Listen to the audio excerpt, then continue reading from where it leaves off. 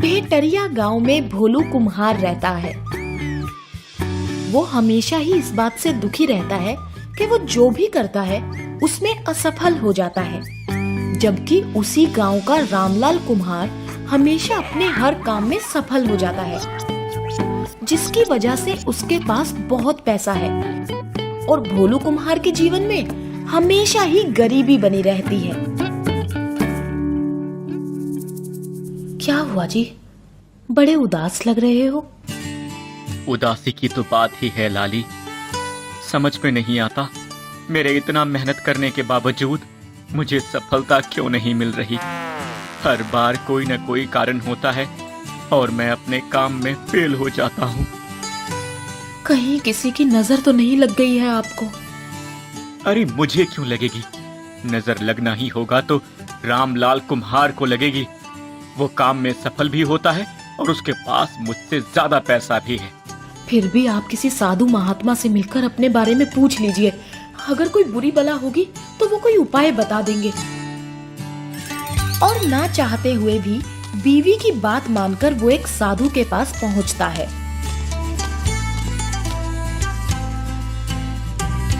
बाबा, मैं बहुत तकलीफ में हूँ। क्यों, क्या हुआ तुम्हें? अच्छे खासे हट्टे कट्टे तो दिखाई दे रहे हो। बाबा, मैं जो भी काम करता हूँ उसमें ऐन वक्त पर कोई न कोई समस्या आ खड़ी होती है और मैं सफल नहीं हो पाता। सफलता और असफलता तो जीवन का एक अंग है बच्चे, इससे घबराना नहीं चाहिए। आज असफलता हाथ लगी है तो कल सफलता भी हाथ लगेगी ही। यही सोचकर तो इतने साल गरीबी में निकाल दिए बाबा, पर सफलता हाथ नहीं लग रही है। वहीं रामलाल को देखो, मेरी तरह वो भी कुम्हार है, मिट्टी के बर्तन बनाता है, मगर हर बार सफल होता है। उसके पास पैसों की कोई कमी नहीं है। ऐसा कैसे हो सकता है? दोनों एक ही गांव के, एक ही धंधे में हो, तो फिर इतना फर्क? यही तो मैं भी समझ नहीं पा रहा हूँ। मेरी बीवी कहती है कि मुझे किसी की नजर लग गई है, तो रामलाल के पास ऐसा क्या है कि उसे किसी की नजर लगती ही नहीं और वो सफल हो जाता है? ठीक है, कल तुम रामलाल को मेरे पास भेजना, मैं उससे पूछूंगा, फिर तुम्हें बताऊंगा। साधु की बात सुनकर दूसरे दिन भोलू कुम्हार रामलाल कुम्हार को साधु के पास भेजता है। उसे साधु के पास जाता देख भोलू सोचता है, मुझे इसका पीछा करना चाहिए। कहीं ऐसा ना हो कि ये साधु को सब कुछ बता दे और साधु मुझसे बात छुपा जाए। बाबा, आपने मुझे बुलावा भेजा था। हाँ तो रामलाल, हम जानना चाहते हैं कि गांव के एक मामूली कुम्हार होकर भी तुम्हारे पास इतना पैसा कैसे है? बाबा, मैं अपने काम में बहुत मेहनत करता हूँ। मेहनत तो सभी करते हैं, तुम्हारे गांव का भोलू कुम्हार भी करता है, फिर तुम्हारे पास ही इतनी सफलता, इतना पैसा कैसे आता है? ये तो मुझे भी नहीं पता बाबा, आप तो अंतर्यामी हैं। आप पता लगाइए, पता लगे तो मुझे भी बता देना। तो मैं चलूं बाबा? क्या बताया बाबा उसने? जल्दी से मुझे बता दीजिए तो मैं भी सफल हो जाऊं। जल्दी कीजिए। उसने ऐसा कुछ भी खास नहीं बताया, उल्टे टका सा जवाब दे दिया कि उसे ही पता नहीं है। अगर मुझे पता चले तो मैं उसे भी बता दूं। बहुत बड़ा धूर्त आदमी है, पर बाबा आप अपनी दिव्य चक्षु से पता कर लीजिएगा और आप मुझे भी बता दीजिएगा। इस बात को 2-4 दिन गुजर जाते हैं, पर ना साधु बाबा का कोई संदेश आता है और ना ही भोलू कुम्हार अपने काम में सफलता पाता है। तब वो फिर बाबा के पास पहुंचता है।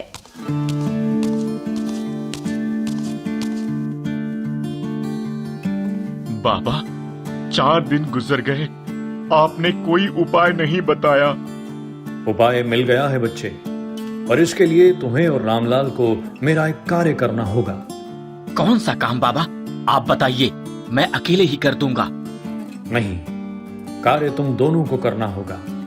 कल तुम एक बार फिर रामलाल को लेकर मेरे पास आना। बाबा से उपाय मिलने की बात सुनकर भोलू कुम्हार की खुशी का ठिकाना नहीं रहा। दूसरे दिन सवेरे ही सवेरे वो रामलाल को लेकर साधु बाबा की कुटिया में पहुंच गया। प्रणाम बाबा, आपने आज फिर मुझे याद किया। हाँ, आज आप दोनों को शहर के बाजार में लाला भाई की दुकान पर 50-50 मटके पहुंचाने हैं। वो मेरा शिष्य है, वो तुम्हें मटके के पैसे दे देगा। पैसे लेकर तुम दोनों मुझे दिखाना। ये तो कोई कार्य नहीं हुआ बाबा, मुझसे कह देते, मैं ही पहुंचा देता। इसके लिए रामलाल को बुलाने की क्या जरूरत थी? कार्य तुम दोनों को ही करना है बच्चों। जाओ, कार्य पूरा होने के बाद मुझसे मिलना। भोलू को साधु की एक कार्य वाली बात सुनकर अटपटी लगी।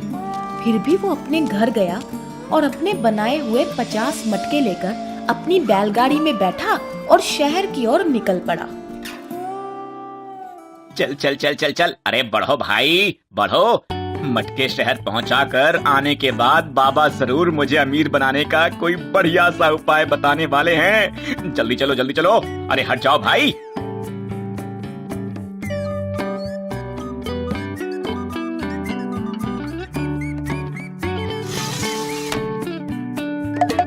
दम लगा के हईसा, दम लगा के हईसा। ओफो, अब क्या करूं? लगता है मटके के वजन की वजह से बैलगाड़ी खींच नहीं पा रहे हैं। चल चल चल। क्यों भाई, मटके बेचने हैं? अरे नहीं नहीं, ये तो एक साधु बाबा ने लाला भाई की दुकान पर देने के लिए कहा था।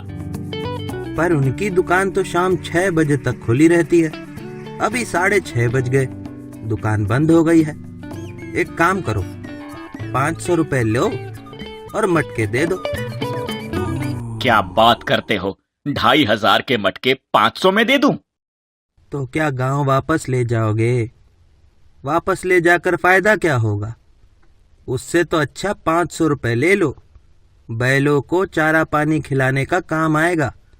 बेचारे कितनी मेहनत से लेकर आए हैं। शायद आप ठीक ही कह रहे हैं।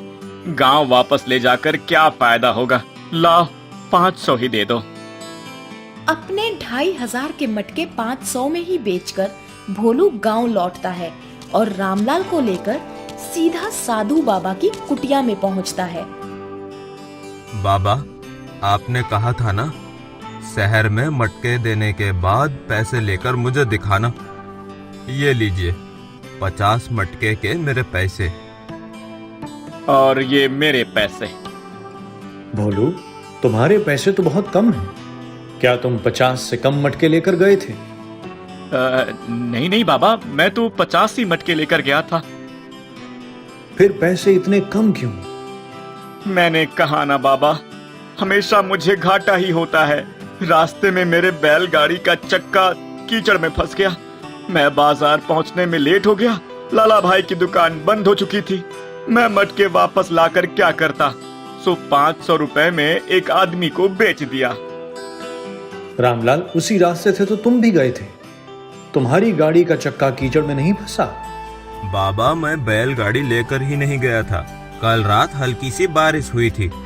मैंने सोचा कहीं गांव से शहर तक का रास्ता गीला होकर खराब ना हो गया हो, इसीलिए मैंने पहले शहर से आए हुए कुछ लोगों से पूछताछ की। उन्होंने कहा रास्ते में कीचड़ हो गया है, बैलगाड़ी फंस सकती है।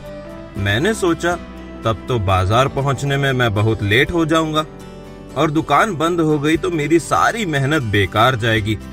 तो मैंने मेरे सारे मटके साइकिल पे बांधे और साइकिल के पतले पतले टायर कीचड़ से बचाते हुए मैं समय से पहले ही बाजार पहुंच गया। सुना भोलू बच्चा, यही उपाय मैं तुम्हें बताना चाहता था। ये उपाय? मैं समझा नहीं बाबा। तुम्हारी शिकायत थी ना, तुम भी वही काम करते हो जो रामलाल करता है, फिर भी तुम्हारी किस्मत मार खा जाती है। तुम्हें नुकसान होता है और गरीबी बनी रहती है। हाँ बाबा। इसकी वजह है तुम्हारा बिना सोचे समझे काम करना। अगर रामलाल की तरह तुमने भी शहर जाने से पहले शहर जाने वाले रास्ते के बारे में सोचा होता, पता किया होता, तो ना तुम्हारी गाड़ी का चक्का कीचड़ में फंसता, ना तुम लेट होते और ना तुम्हें नुकसान उठाकर अपने मटके बेचने पड़ते। शायद आप सही कह रहे हैं बाबा। शायद नहीं, यकीनन सही कह रहा हूं बच्चा। एक बात हमेशा याद रखना, जो लगातार सफल होते हैं वो कुछ अलग नहीं करते, अलग तरीके से करते हैं। उषा भाभी की सफलता। बटूक नगर में मोंटू अपनी माँ उषा के साथ रहता है। उषा को बढ़िया बढ़िया खाना बनाकर खिलाने का बड़ा शौक है। उसके इस शौक की वजह से उसके पति हमेशा परेशान रहते थे और उसे मना करते थे। वाह उषा भाभी, बहुत ही बढ़िया नाश्ता बनाया आपने, मजा आ गया। लो अर्जुन भाई भी आ गए। अर्जुन भाई आप खाना खाइए, हम चलते हैं। उषा, आज फिर तुम इन लोगों को नाश्ता करवा रही हो। मुश्किल से हमें 2 वक्त का खाना मिलता है, उसमें भी तुम औरों को खिलाती रहती हो। कैसे चलेगा? महीना आधा भी खत्म नहीं होता कि हमारा राशन पूरा खत्म हो जाता है। अजी छोड़िए, पहले ही लोग इतना टेंशन में जीते हैं। मेरे हाथ का नाश्ता करके थोड़ा खुश हो जाते हैं और उनकी खुशी के लिए थोड़ा बहुत कर देती हूँ तो क्या हुआ, उन्हें अच्छा लगता है। सुना कैसे तारीफ कर रहे थे। अरे मुफ्त खाने को मिले तो सभी तारीफ करते ही हैं। मगर उषा पर उनकी बात का कोई असर नहीं होता। उसका शौक बरकरार रहता है। यहाँ तक कि वो कुछ बनाती तो अपने बेटे मोंटू के हाथ से पड़ोस में भी चखने के लिए जरूर भेज देती। ऐसे ही दिन बीत रहे थे कि एक दिन उसके पति अर्जुन की तबीयत बुरी तरह खराब हो जाती है। सभी देखने आते हैं और सांत्वना देकर चले जाते हैं। घबराइए मत उषा भाभी, सब ठीक हो जाएगा। हाँ, कुछ मदद की जरूरत हो तो जरूर कहना। मैंने चेक कर लिया है, इनके इलाज में करीब 10,000 का खर्चा आएगा। 10,000? डॉक्टर तो अपनी बात कहकर चला जाता है। उषा की समझ में नहीं आता है कि इतना पैसा कहाँ से लाए। लिहाजा अर्जुन बिस्तर पकड़े ही पड़ा रह जाता है। एक दिन मोंटू बाहर से आ रहा होता है, तभी पड़ोस के काका मोंटू से कहते हैं, मोंटू बेटा, ये ले पैसे, बाबू की दुकान से मेरे लिए छोले भटूरे ले आ।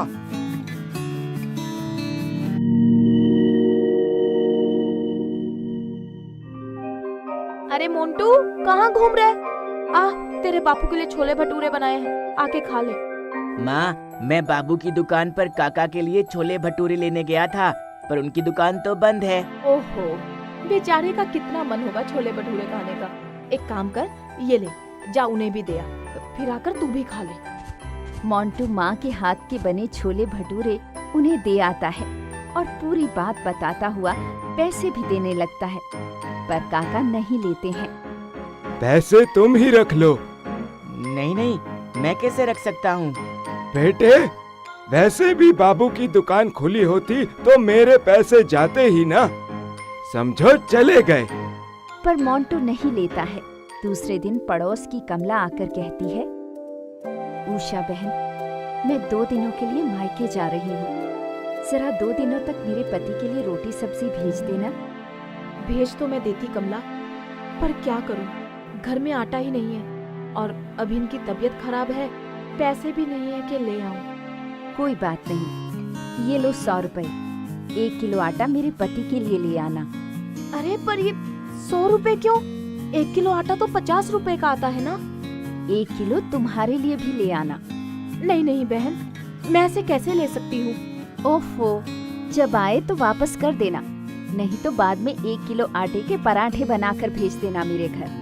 और इस तरह उषा के घर पर 1 किलो आटा आ जाता है तो वो पड़ोसी कमला के पति के लिए ही नहीं, अपने पति और बेटे के लिए भी पराठे बनाती है। दोनों का पेट भर जाता है। 2 दिन बाद कमला वापस आती है। उसकी मुलाकात उसकी सहेली बिमला से होती है। क्या हुआ बिमला, तुम काफी परेशान लग रही हो। क्या बताऊं बहन, मैं मायके जा रही हूँ। मेरे पति को छुट्टी नहीं मिली। अब 1 हफ्ते तक वो कैसे खाना खाएंगे? ये बाबू की दुकान भी बंद है। अरे उषा बहन से कह दो, मैं मायके गई थी तो उसने ही मेरी हेल्प की थी। दोनों उषा के पास पहुँचती हैं। उनकी बात सुनकर उषा खुश हो जाती है। हाँ हाँ, क्यों नहीं, भाई साहब के लिए 4 रोटी और सेक दूंगी तो थक थोड़ी ना जाऊंगी। मुझे पता है बहन, वैसे भी तुम्हें खाना बनाने और खिलाने का तो बड़ा शौक है, हो भी क्यों ना, आखिर सभी खाकर खुश भी हो जाते हैं। उषा बहन, तुम एक काम क्यों नहीं करती? बाबू की दुकान तो वैसे भी बंद रहती है, क्यों ना तुम ही एक स्टॉल खोल लो? अरे मैं? हाँ, वैसे भी सभी तुम्हारे खाने की तारीफ करते हैं, किंतु तुम्हें बार बार कहते शर्माते हैं। स्टॉल होगा तो लोग पैसे देकर खाएंगे, तुम्हारी खिलाने की इच्छा भी पूरी हो जाएगी और हम जैसे लोगों की मदद भी हो जाएगी। और उनके काफी कहने समझाने पर उषा एक स्टॉल खोल लेती है, जिस पर मोंटू बड़े ही प्यार से लिखता है, माँ की रसोई। और फिर माँ की रसोई स्टॉल देखते ही देखते फेमस हो जाता है। भाई वाह उषा भाभी, सचमुच आपके हाथ में अन्नपूर्णा का वास है। कितना स्वादिष्ट बनाया है, वाह। अरे उषा भाभी तो हमेशा ही हर चीज स्वादिष्ट बनाती थी। जमींदार साहब, फिर भी आप तो हमारे घर खाना खाने आए नहीं, होली दिवाली पर ही आए हैं बस। क्या करें भाभी जी, रोज रोज आपसे कहते शर्म आती थी। आखिर आपके राशन पर खर्चा भी तो होता था ना। अब स्टॉल खोल लिया है, खुल कर खाएंगे। हाँ भाभी, पहले हम संकोच में बोल नहीं पाते थे कि क्यों आपको तकलीफ दें। हाँ, अब तो दिल खोल कर बोलेंगे, जी भर कर खाएंगे। उषा का स्टॉल चल निकलता है, सफलता के नए नए झंडे गाड़ देता है। लोग चटखारे ले लेकर उसकी बनाई चीजें खाते हैं। मोंटू भी अपनी माँ के काम में हाथ बंटाता है। उषा की दिन दूनी रात चौगनी कमाई हो जाती है। उस कमाई से न सिर्फ उषा के घर के हालात सुधर जाते हैं, बल्कि वो अपने पति का पूरी तरह इलाज भी करवा लेती है। उषा जी, अब अर्जुन भाई साहब पूरी तरह से ठीक हो गए हैं, चिंता की कोई बात नहीं। धन्यवाद डॉक्टर साहब। धन्यवाद तो आपको अपनी पत्नी का करना चाहिए।